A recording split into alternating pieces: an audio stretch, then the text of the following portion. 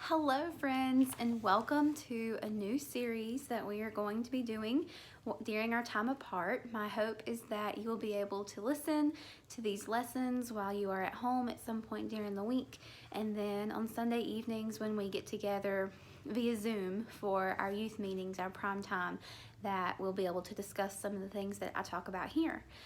So I wanted to come over to the church. I am still allowed to come in and work, and I wanted to come in here because, first of all, I just love these stained glass windows. I'm in the sanctuary. I'm in one of the back corners, so you don't always get to see it back here, but I think it's beautiful and it's got some natural light. But I also just wanted to come into the sanctuary because even though we're apart, I still feel like our time together is special. And even though it's different from the way that we like to do our time together, it's different from how we're used to having our time together, it's still special and it's still sacred. And so I thought that coming here to the sanctuary would just help us remember that it's a sacred time together, whether we are together or apart.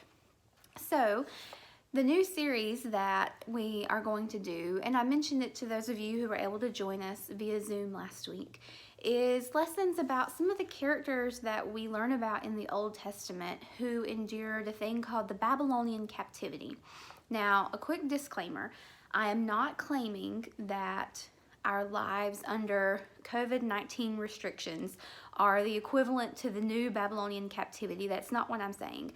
But as I've been thinking about all of these abrupt changes that we've had to go under for the last month or so, it's reminded me of some of the challenges that some of these characters faced. And so I'm not saying that this is exactly what it was like. We are not under captivity. We are still able to go out. We are still able to go to the store. We're still able to worship our God the way that we so desire. We just can't do it together. So there are some restrictions that are meant to keep us safe. So just bear that in mind as we move forward. And I wanted to start off with just a little background on the Babylonian captivity, because some of you, if you've been able to come to class consistently, then you might have heard me mention it before. We did a series on the Old Testament, just a little brief introduction to the Old Testament, and I mentioned it in there. But I just wanted to make sure we're all on the same page. So this first lesson is really just going to be some background on what the Babylonian captivity is and how the people ended up there in the first place. So before we can get to Babylon, we have to go back to Israel. So if you remember, King David, he was the ruler of around 1000 BCE in Israel, and his reign is called the Golden Age. Trade was very good, their economy was very good, the capital was in Jerusalem, the temple was in Jerusalem, everything was going really well. But after David's time, things really start to go downhill for the kingdom of Israel. His son Solomon comes after him, and Solomon has a reputation for being a very wise ruler, and he was in some aspects, but he was not quite the diplomat that his father was. And things begin to go downhill. And then after Solomon's reign, things digress even more, and the kingdom ends up being split into the northern kingdom of Israel and the southern kingdom of Judah. So the city of Jerusalem is within the southern kingdom of Judah. And so there are people in northern Israel and there are people in southern Judah, and they're just kind of split. So that goes on for a little while. So I said David was about 1005 BCE, and this split happens in 930 BCE. So just to give you a little context, about 70 years in there. So the other major powers in the ancient Near East at this time, that's the phrase we use, ancient Near East. The other major powers at this time were Egypt and Assyria. And then we're going to see another kingdom come on the scene soon called Babylon.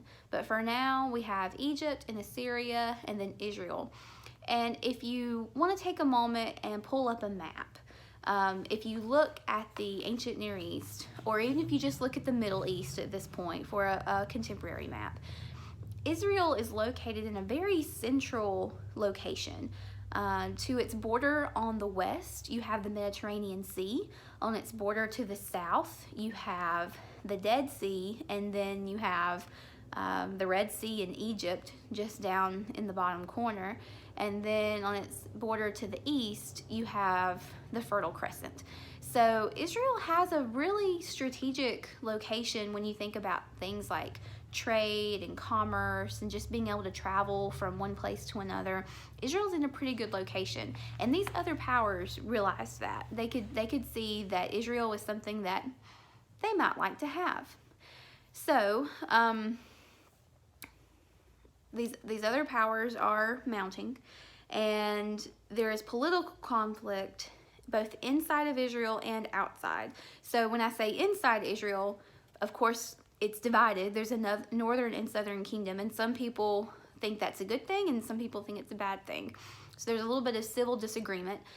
Whenever it was split, some people wanted to move the temple to a place in the northern kingdom called Shiloh, and so there were disagreements on, no, you cannot worship in Shiloh, that's not valid worship, or yes, you can worship in Shiloh because otherwise you have to cross the border to go to the temple in southern Israel, and it's a whole thing. So some civil disagreements. There's also external disagreements because of these mounting tensions between Israel and Egypt and Assyria. So in 734 BCE, so that's a little, the last date that I mentioned was 930. That's when the kingdom split. So in 734 BCE, that's a couple hundred years later, the northern kingdom ends up being captured by Assyria. And they got to that point. If you remember stories of the prophets in the Old Testament, prophets like Amos and Hosea, they were prophets in the northern kingdom of Israel. And then we had prophets like Micah and Jeremiah and Isaiah, who were prophets in the southern kingdom of Judah.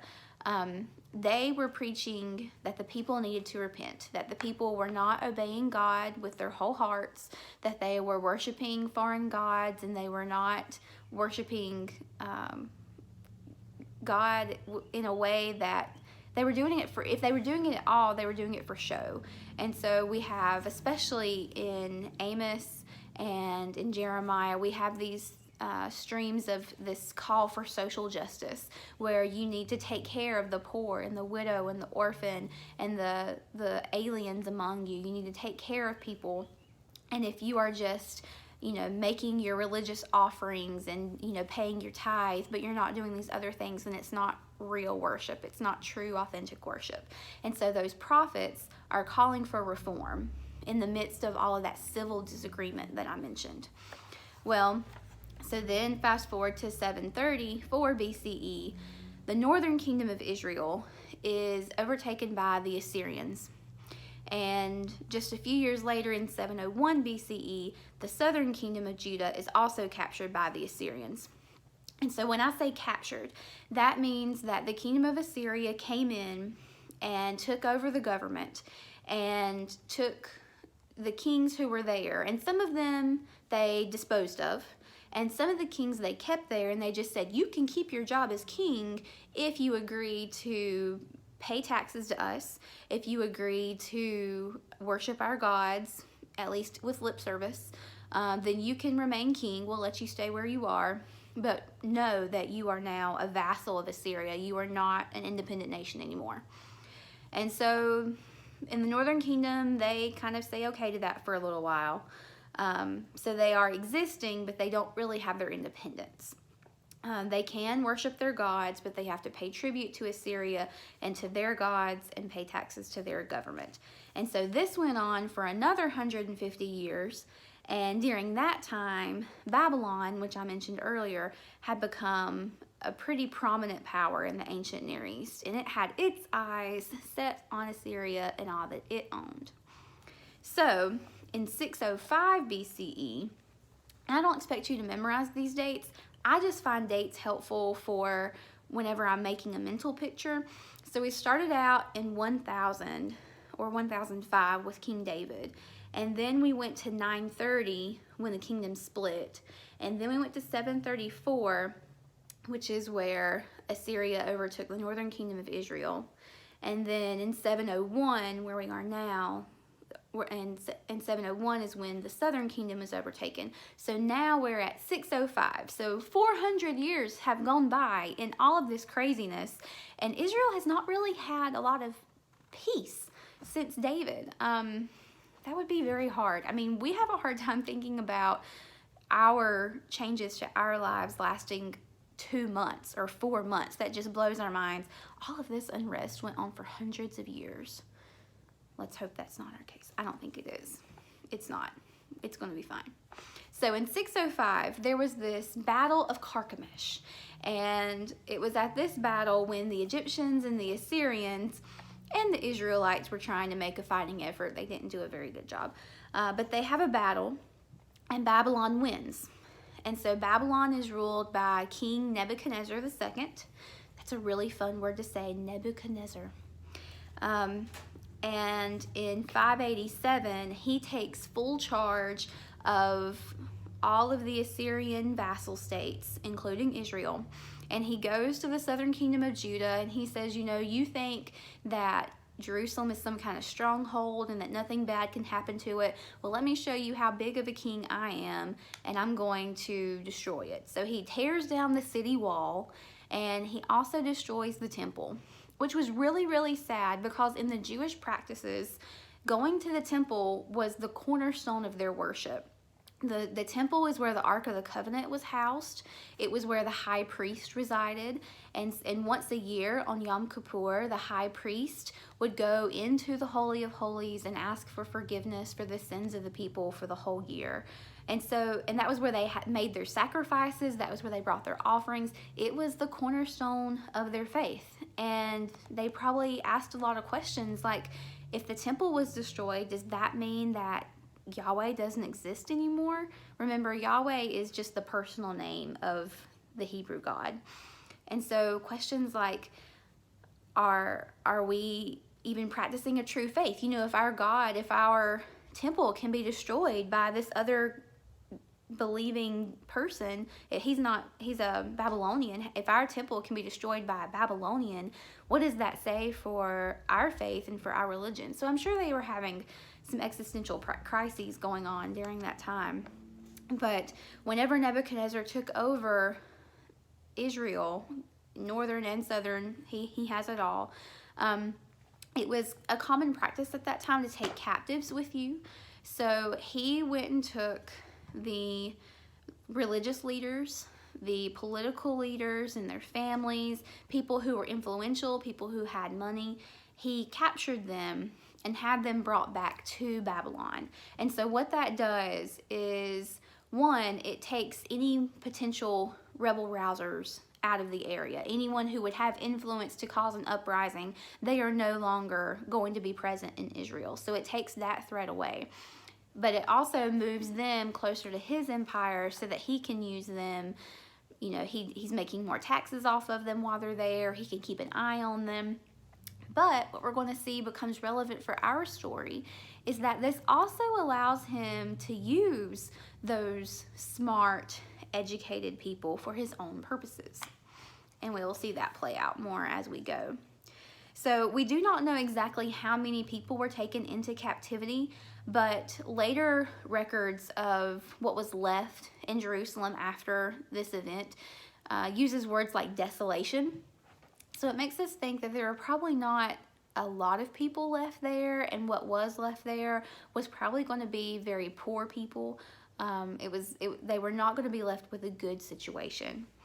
So that's what's happening in Israel, and that's how they end up in Babylon. And the Babylonian Captivity, that's what this event is called. So this is the people who were taken from Israel into captivity in Babylon. They remain in Babylonian captivity from about 597 until about 538 BCE. So that's and those dates can move around with different scholars' readings, but basically it's about 70 years. And so if you think about 70 years, that's about a generation. So there are going to be people who are children who are taken into captivity who maybe they live that 70 years, and after it's over, they can go home. But maybe not. There are going to be a lot of people who are taken into captivity who will never again see their homeland, who will never again be able to return to the place of their birth, to the place where they learned what it meant to be a good Israelite, what it meant to worship Yahweh. They're taken away from all of that, and some of them don't have very much hope of being able to see their normal restored. So I also just wanted to make a few notes before we end this first little clip about life in captivity.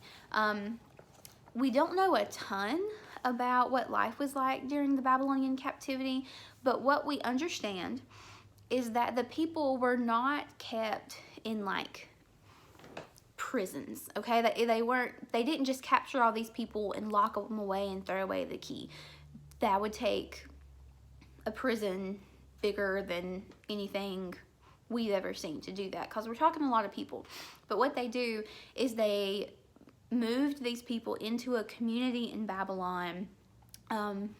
Scholars think that it's along the Shabar River, and so that's an irrigation point, so they have access to water.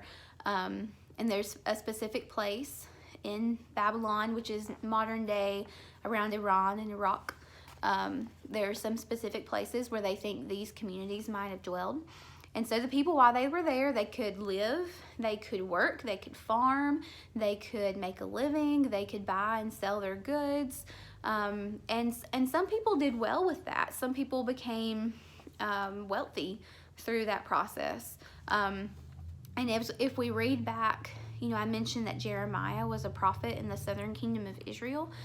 In his message, he preached that you're going to go into captivity, and while you're there, you might as well settle down and build houses and plant vineyards, because you're going to be there for a while, but you will return. And that's really the heart of Jeremiah's message. So these people are there, and some of the stories we will talk about include characters who were taken out of these communities in captivity. The people were expected to behave and to not make a fuss. There's to be no talk of rebelling against the Babylonian government. They're supposed to pay tribute in money and in worship to the Babylonian government and gods.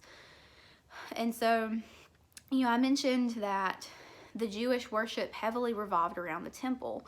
That was where sacrifices were made. That was where the high priest was. That's where the Holy of Holies was. And that's where the presence of God dwelled. So now that the temple is far away, I'm sure that made them ask questions like, how do we worship God? How do we seek atonement? How do we get forgiven for our sins? How do we have a connection with God when we don't have the high priest anymore? How could God let this happen? Can God even hear our prayers now? So I'm sure all of these questions and many more made them doubt, made them question. But it's also these questions that led the people to start writing down the answers.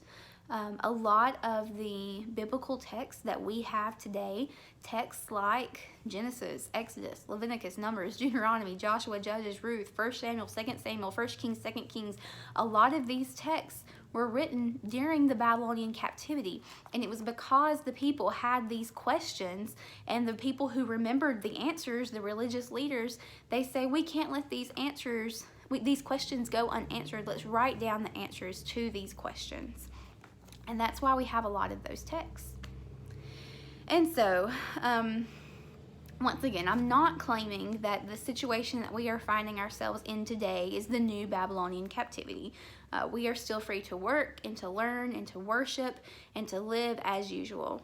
Excuse me.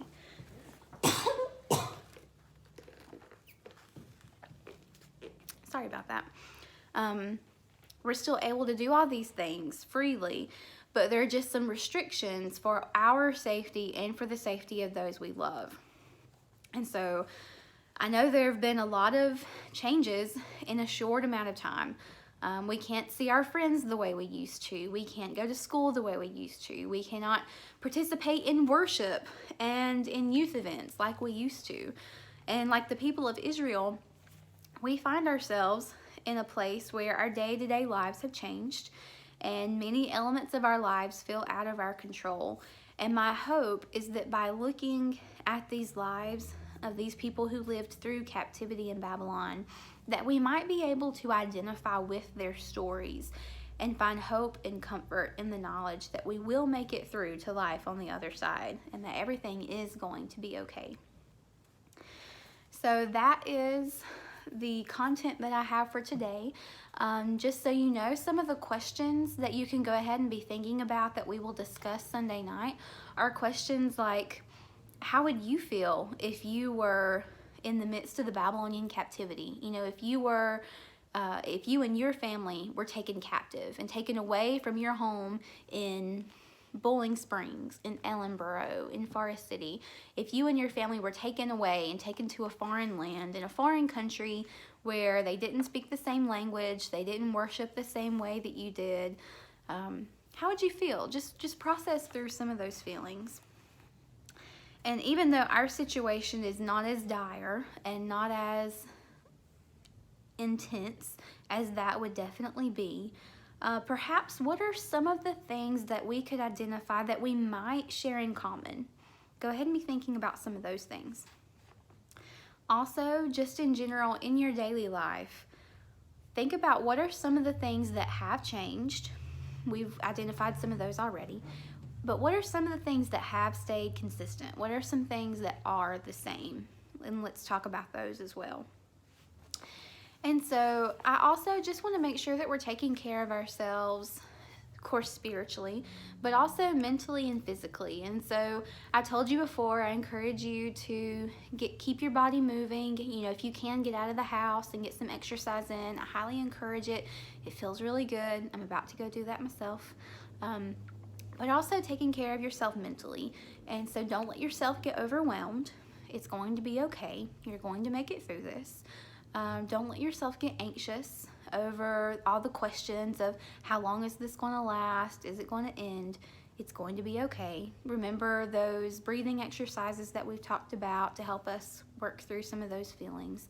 And also just remember, I'm here for you. And I want to help you grow spiritually and mentally and physically, however I can help you with that, because we want to have our holistic health going on, right? So that's all I have for today, and I will talk with you all Sunday night. And so as we leave, my parting words for you are this benediction. May the Lord bless you and keep you and make his face to shine upon you and be gracious to you.